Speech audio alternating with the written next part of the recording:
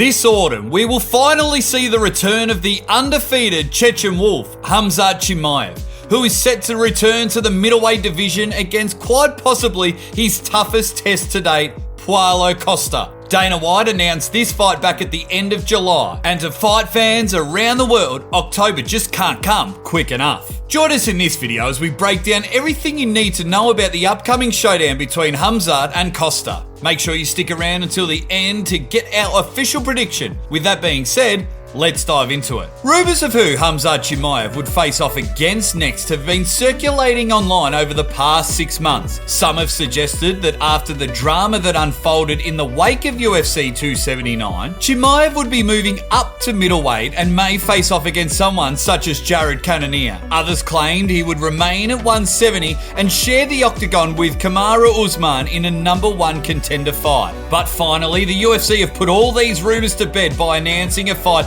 every fan of the sport wants to see. At UFC 294 in Abu Dhabi this October, Khamzat will go to war against his nemesis, Paulo Costa. For the past few months prior to the official announcement, we've seen Chimaev and Costa engage in various online brawls. Costa would post about the scenario in which he stole Khamzat's hat, and in return, the Chechen would make fun of the Brazilian's hair transplant. While it certainly gives fans a form of entertainment, I think we can speak for everyone when we say the fight itself is what we're really looking forward to. The drama that exists between the two fighters can be traced back to UFC 279. In the lead up to the event, Costa had been working in the UFC's Performance Institute and noticed Chimaev had been eyeballing him. After his session, he confronted the Chechen, who said, "You've been talking trash behind my back." Costa, being Costa, replied, "That's because I want to fight you."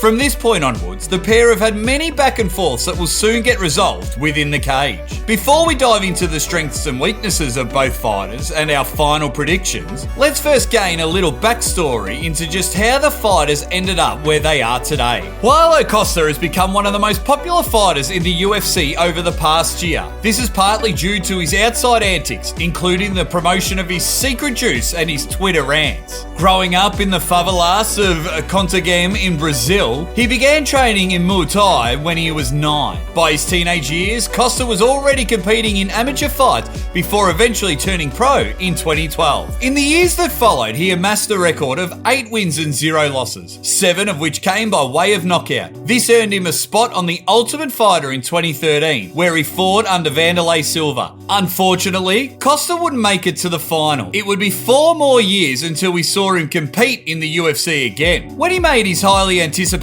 comeback at Fight Night 106, Costa earned a spectacular knockout victory over Gareth McClellan and a Performance of the Night award to go with it. After this, Costa went on an impressive 4-fight win streak, finishing elite fighters such as Johnny Hendricks and Uriah Hall before earning a shot at Israel Adesanya's title. Costa was a controversial fighter in the lead up to his title fight with Adesanya. You either loved him or hated him. Unfortunately for the Brazilian, Izzy finished him in round 2 of their fight at UFC 253. The following year, he lost a lot of credibility with the fans after missing weight in ridiculous fashion for his scheduled fight against Marvin Vettori. While the fight went ahead, Costa would lose, this time by way of a unanimous decision. But over the past year, however, Costa has worked his way back to becoming a fan favourite. After defeating Luke Rockhold back in August of 2022, his online antics have made him somewhat of a social media superstar. A great deal of his current beef with Khamzat has to do with his consistent online pestering of the Chechen. And now we get to see the Brazilian return for one of the toughest fights of his career.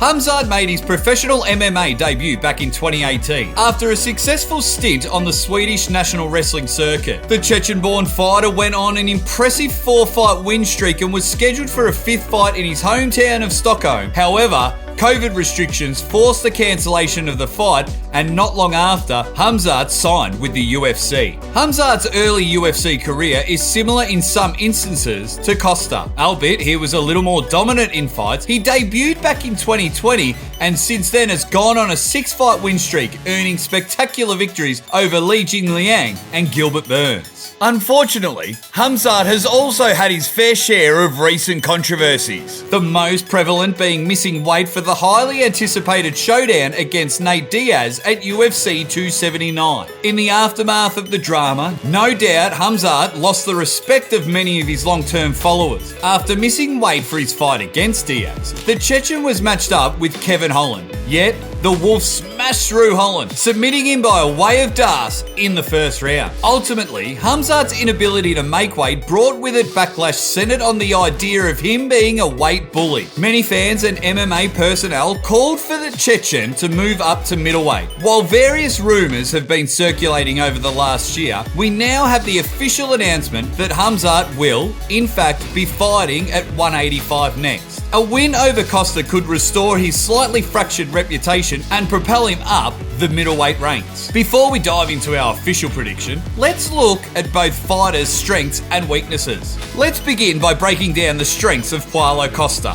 Strength number 1. Technical standout and knockout power. Costa is often considered one of the middleweight division's most technical strikers, and he has power in his hands that could easily finish the best in the division. If he is able to find his way through Khamzat's guard and connect with the chin of the Chechen, he could undoubtedly leave him unconscious. We've seen Costa earn knockout victories over some of the best fighters in the middleweight division, and he is certainly aware of his ability to outstrike some of the best fighters in the UFC. In fact, the only striker hitting and gain the upper hand over in recent years is the current champion, Israel Adesanya. Costa isn't afraid to push forward with his laser-fast hands, and he's a nightmare to deal with if he has you on the back foot. On top of this, he has an iron chin that allows him to take damage as he gives it in return, making it incredibly difficult for some, such as Khamzat, to finish him on the feet. Strength number 2. Defensive wrestling. More often than not, Costa is underestimated in the wrestling department. However, he has a highly trained black belt with grappling skills that could help him defend against Khamzat's inevitable takedown attempts. On top of this, while many assume that his bodybuilder's physique would suggest he'd struggle in the gas tank department, we've seen him last 5 rounds with ease on various occasions. Costa's gas tank will play a massive role in the fight against Khamzat, who's known for gassing out towards the end of tough fights, which we saw when he fought Gilbert Burns. The perfect scenario for Costa would be to stuff Khamzat's takedown attempts, allow the Chechen to drain his energy, and in later rounds, Costa would then dominate on the feet. With that being said, let's now discuss the one weakness that's evident in Costa's game. Weakness: inactivity. Costa is generally considered a well-rounded fighter, but isn't the most consistent of competitors. He takes long periods of inactivity, having only fought 3 times in 3 years. Being this inactive against someone as hungry and determined as Khamzat may lead to the exposure of a few weaknesses, which the Chechen may be able to capitalise on. Now that we've discussed the strengths and weaknesses of Costa, let's discuss those of Khamzat. Strength number 1, wrestling. Khamzat has been wrestling since he was 5 years old and competed extensively throughout his teenage years. He's often considered an elite folk-style wrestler, and his takedown abilities are some of the best in the UFC. The Chechen excels at controlling his opponent's legs or lower half, and we've seen how quick his shots are. Often, he latched onto an opponent before they've even had time to react during the earlier round. Once he has a firm grip, we'll see Khamzat utilise either ankle rides or hooks, giving him complete control over an opponent on the ground. While Costa is both a jiu-jitsu black belt and a big dude, if Khamzat can tire him out a little, we may see his takedown attempts work relatively well against the Brazilian. Strength number 2, fearless mentality. Khamzat is one of the very few fighters in the UFC who is scared of no one, and for good reason. He stands at 6'2" and could weigh in as much as 200 pounds of pure Russian muscle during the night of the fight. Khamzat's fearless attitude gives him confidence that he can defeat anyone, whether they grapple or stand and bang in the middle of the octagon. Let us not forget, while we consider the Chechen an elite grappler, his confidence in striking has led him to earn numerous knockout finishes in his career. Khamzat weakness: gas tank.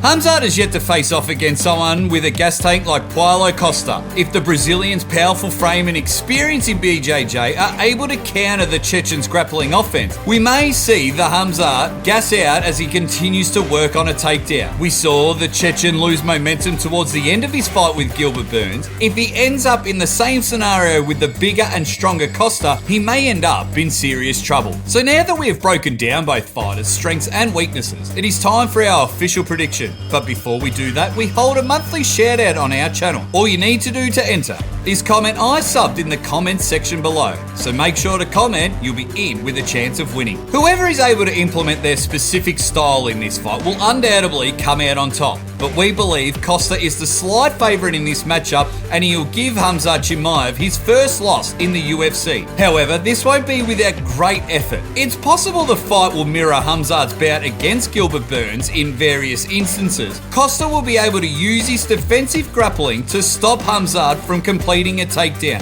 and, in turn, fire off with his trademark striking. We saw Gilbert Burns expose a lot of weaknesses in Khamzat's stand-up, and we believe Costa will be able to capitalise on this with his superior skill set. Chimaev became overwhelmed and missed a lot of strikes against Burns, and this is one thing he will pay dearly in a fight against a bigger, stronger and technically gifted striker such as Costa. While we believe this will be an all-out war between two elite fighters, we think Costa will do enough in the striking department to take home a decision victory after 3 rounds.